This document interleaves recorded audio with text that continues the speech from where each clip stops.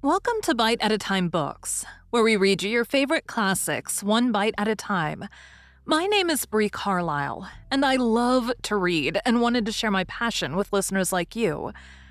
If you want to know what's coming next and get updates from me, Bree, sign up for our newsletter at biteatatimebooks.com.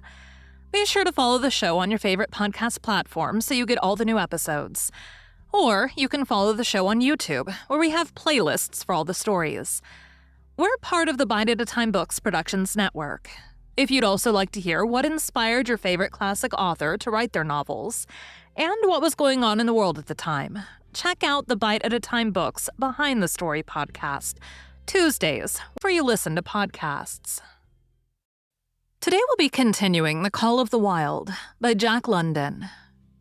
Chapter 3, Part 2. He openly threatened the other's leadership. He came between him and the shirks he should have punished, and he did it deliberately.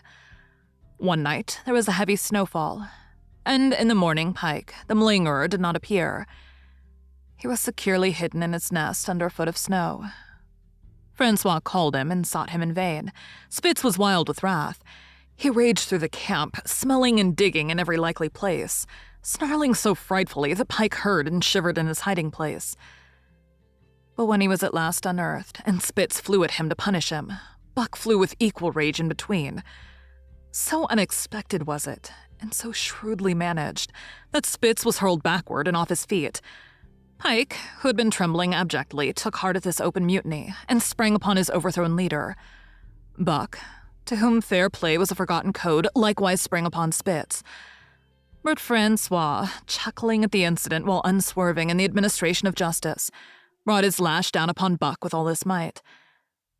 This failed to drive Buck from his prostrate rival, and the butt of the whip was brought into play. Half stunned by the blow, Buck was knocked backward, and the lash laid upon him again and again, while Spitz soundly punished the many times offending Pike. In the days that followed, as Dawson grew closer and closer, Buck still continued to interfere between Spitz and the culprits. But he did it craftily when Francois was not around. With the covert mutiny of Buck, a general insubordination sprang up and increased. Dave and Solex were unaffected. But the rest of the team went from bad to worse. Things no longer went right. There was continual bickering and jangling. Trouble was always afoot. And at the bottom of it was Buck. He kept Francois busy, for the dog driver was in constant apprehension of the life and death struggle between the two, which he knew must take place sooner or later. And on more than one night, the sounds of quarreling and strife among the other dogs turned him out of his sleeping robe, fearful that Buck and Spitz were at it. But the opportunity did not present itself, and they pulled into Dawson one dreary afternoon with the great fight still to come. Here were many men and countless dogs, and Buck found them all at work. It seemed the ordained order of things that dogs should work. All day they swung up and down the main street in long teams, and in the night their jingling bells still went by. They hauled cabin logs and firewood, freighted up to the mines, and did all manner of work that horses did in the Santa Clara Valley. Here and there Buck met Southland dogs, but in the main they were the wild wolf husky breed. Every night, regularly at 9, at 12, at 3, they lifted a nocturnal song, a weird and eerie chant in which it was Buck's delight to join. With the aurora borealis flaming coldly overhead, or the stars leaping in the frost dance, and the land numb and frozen under its pall of snow, this song of the huskies might have been the defiance of life, only it was pitched in minor key, with long-drawn wailings and half-sobs, and was more the pleading of life, the articulate travail of existence. It was an old song, old as the breed itself, one of the first songs of the younger world in a day when songs were sad. It was invested with the woe of unnumbered generations. This plaint by which Buck was so strangely stirred. When he moaned and sobbed, it was with the pain of living that was of old, the pain of his wild fathers, and the fear and mystery of the cold and dark that was to them fear and mystery. And that he should be stirred by it marked the completeness with which he harked back through the ages of fire and roof, to the raw beginnings of life in the howling ages. 7 days from the time they pulled into Dawson, They dropped down the steep bank by the barracks to the Yukon Trail and pulled for Daya and Saltwater. Peralt was carrying dispatches, if anything more urgent than those he had brought in. Also, the travel pride had gripped him, and he purposed to make the record trip of the year. Several things favored him in this. The week's rest had recuperated the dogs and put them in thorough trim. The trail they had broken into the country was packed hard by later journeyers. And further, the police had arranged in 2 or 3 places deposits of grub for dog and man, and he was traveling light. They made 60 Mile, which is a 50-mile run, on the first day. And the second day saw them booming up the Yukon Well on their way to Pelly. But such splendid running was achieved not without great trouble and vexation on the part of Francois. The insidious revolt led by Buck had destroyed the solidarity of the team. It no longer was as one dog leaping in the traces. The encouragement Buck gave the rebels led them into all kinds of petty misdemeanors. No more was Spitz a leader greatly to be feared. The old awe departed, and they grew equal to challenging his authority. Pike robbed him of half a fish one night and gulped it down under the protection of Buck. Another night, Dub and Joe fought Spitz and made him forego the punishment they deserved. And even Billy, the good-natured, was less good-natured, and whined not half so placatingly as in former days. Buck never came near Spitz without snarling and bristling menacingly. In fact, his conduct approached that of a bully, and he was given to swaggering up and down before Spitz's very nose. The breaking down of discipline likewise affected the dogs in their relations with one another. They quarreled and bickered more than ever among themselves, till at times the camp was a howling bedlam. Dave and Solex alone were unaltered, though they were made irritable by the unending squabbling. Francois swore strange barbarous oaths, and stamped the snow in futile rage, and tore his hair. His lash was always singing among the dogs, but it was of small avail. Directly his back was turned, they were at it again. He backed up Spitz with his whip, while Buck backed up the remainder of the team. Francois knew he was behind all the trouble, and Buck knew he knew. But Buck was too clever again to be caught red-handed. He worked faithfully in the harness, for the toil had become a delight to him. Yet it was a greater delight slyly to precipitate a fight amongst his mates and tangle the traces. At the mouth of the Tahkeena, one night after supper, Dub turned up a snowshoe rabbit, blundered it, and missed. In a second, the whole team was in full cry.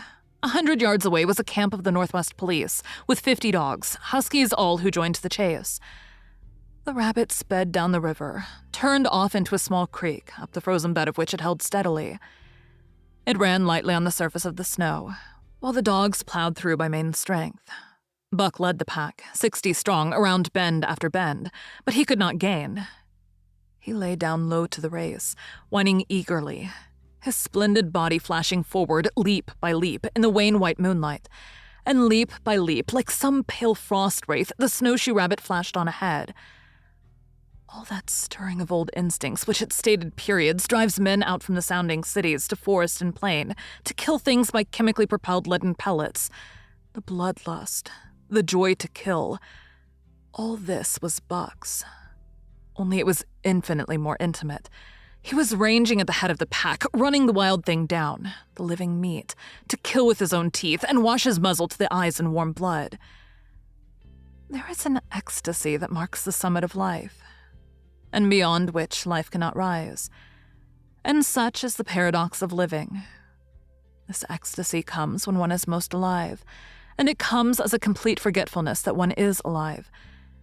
This ecstasy, this forgetfulness of living, comes to the artist, caught up and out of himself in a sheet of flame. It comes to the soldier, war-mad on a stricken field and refusing quarter. And it came to Buck, leading the pack, sounding the old wolf cry, straining after the food that was alive and that fled swiftly before him through the moonlight. He was sounding the deeps of his nature and of the parts of his nature that were deeper than he, going back into the womb of time. He was mastered by the sheer surging of life, the tidal wave of being, the perfect joy of each separate muscle, joint, and sinew, and that it was everything that was not death, that it was aglow and rampant, expressing itself in movement, flying exultantly under the stars and over, the face of dead matter that did not move. But Spitz, cold and calculating even in his supreme moods, left the pack and cut across a narrow neck of land where the creek made a long bend around.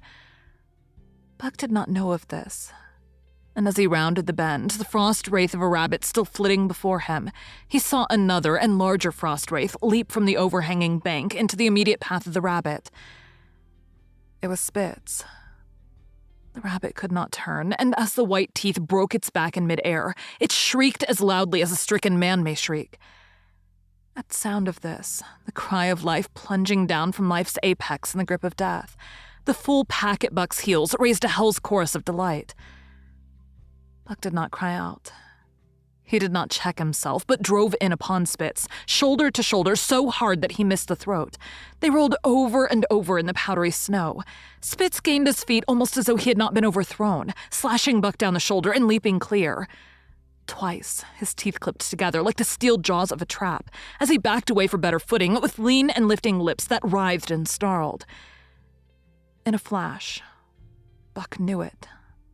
The time had come. It was to the death. As they circled about, snarling, ears laid back, keenly watchful for the advantage, the scene came to Buck with a sense of familiarity. He seemed to remember it all. The white woods and earth and moonlight and the thrill of battle. Over the whiteness and silence brooded a ghostly calm. There was not the faintest whisper of air. Nothing moved. Not a leaf quivered. The visible breaths of the dogs rising slowly and lingering in the frosty air. They had made short work of the snowshoe rabbit, these dogs that were ill-tamed wolves, and they were now drawn up in an expectant circle. They, too, were silent, their eyes only gleaming and their breaths drifting slowly upward. To Buck, it was nothing new or strange, this scene of old time. It was as though it had always been, the wonted way of things. Spitz was a practiced fighter, from Spitsbergen through the Arctic. And across Canada and the Barrens, he had held his own with all manner of dogs and achieved to mastery over them. Bitter rage was his, but never blind rage. In passion to rend and destroy, he never forgot that his enemy was in like passion to rend and destroy. He never rushed till he was prepared to receive a rush, never attacked till he had at first defended that attack. In vain, Buck strove to sink his teeth in the neck of the big white dog. Wherever his fangs struck for the softer flesh, they were countered by the fangs of Spitz. Fang clashed fang, and lips were cut and bleeding, but Buck could not penetrate his enemy's guard. Then he warmed up and enveloped Spitz in a whirlwind of rushes. Time and time again he tried for the snow-white throat, where life bubbled near to the surface, and each time and every time Spitz slashed him and got away. Then Buck took to rushing, as though for the throat, when suddenly, drawing back his head and curving in from the side, he would drive his shoulder at the shoulder of Spitz, as a ram by which to overthrow him. But instead, Buck's shoulder was slashed down each time as Spitz leapt lightly away. Spitz was untouched, while Buck was streaming with blood and panting hard. The fight was growing desperate, and all the while the silent and wolfish circle waited to finish off whichever dog went down. As Buck grew winded, Spitz took to rushing, and he kept him staggering for footing. Once Buck went over, and the whole circle of 60 dogs started up, but he recovered himself almost in mid-air, and the circle sank down again and waited. But Buck possessed a quality that made for greatness: imagination. He fought by instinct, but he could fight by head as well. He rushed as though attempting the old shoulder trick. But at the last instant swept low to the snow and in. His teeth closed on Spitz's left foreleg. There was a crunch of breaking bone, and the white dog faced him on 3 legs. Thrice he tried to knock him over, then repeated the trick and broke the right foreleg. Despite the pain and helplessness, Spitz struggled madly to keep up. He saw the silent circle with gleaming eyes, lolling tongues, and silvery breaths drifting upward, closing in upon him as he had seen similar circles close in upon beaten antagonists in the past. Only this time, he was the one who was beaten. There was no hope for him. Buck was inexorable. Mercy was a thing reserved for gentler climbs. He maneuvered for the final rush. The circle had tightened till he could feel the breaths of the huskies on his flanks. He could see them beyond Spitz and to either side, half crouching for the spring, their eyes fixed upon him. A pause seemed to fall. Every animal was motionless as though turned to stone. Only Spitz quivered and bristled as he staggered back and forth, snarling with horrible menace as though to frighten off impending death. Then Buck sprang in and out. The wall he was in, shoulder had at last squarely met shoulder. The dark circle became a dot on the moon-flooded snow as Spitz disappeared from view. Buck stood and looked on, the successful champion, the dominant primordial beast who had made his kill and found it good. Thank you for joining Bite at a Time Books today, while we read a bite of one of your favorite classics. Again, my name is Bree Carlile, and I hope you come back tomorrow for the next bite of The Call of the Wild. Don't forget to sign up for our newsletter at biteatatimebooks.com. You can check out the show notes or our website, biteatatimebooks.com, for the rest of the links for our show. We'd love to hear from you on social media at Bite at a Time Books.